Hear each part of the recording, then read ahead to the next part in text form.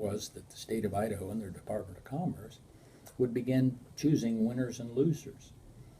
And I had actually testified against the bill when it appeared in the legislature.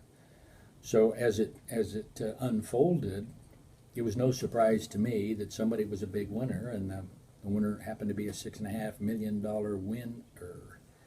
So, yeah, I was not that surprised.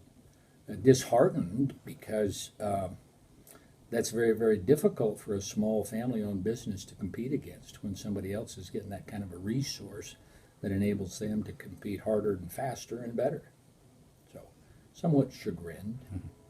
The Department of Commerce and the advocates for this program said that there's no reason this can't apply to our homegrown companies here.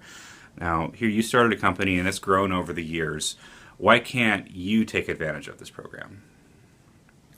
Well, I think because of the structure of the tax reimbursement incentive, the structure is biased towards large companies. The minimum threshold, as I understand it, is 25 new jobs created. And I've created that many jobs, but it took me 30 years to do it. Well, that's beyond the time horizon that's anticipated with this reimbursement incentive. Most of the incentives are 7 years. I think it can go to 10, if I understand it correctly.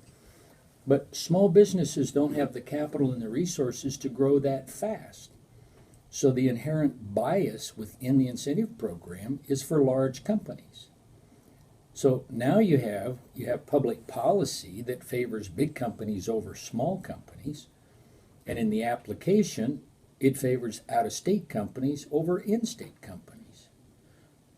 I don't think Idaho tax dollars ought to be used in an incentive program that has that kind of bias. Why are we supporting big companies at the expense of small companies and supporting out-of-state companies at the expense of in-state companies? That doesn't sound very logical to me.